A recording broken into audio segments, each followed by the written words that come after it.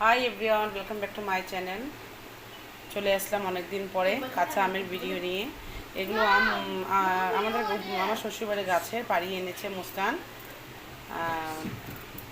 এগুলো এখন সন্ধ্যা 5:30 বাজে। এখন এগুলো আমি মাখা করব, আম মাখা।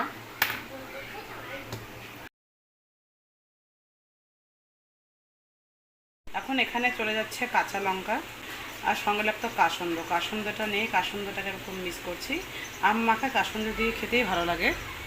ঠিক আছে, যেগুলো অ্যাভেলেবেল আছে বাড়িতে ওগুলো দিয়ে এখন আমি করছি। লবণ দিয়ে দিলাম, পরিমাণ মতন চিনি দিয়ে দিলাম, দুটো শুকনো লঙ্কা ভেবে পুড়ে নিয়েছি আমি, দুটো দিয়ে দিব।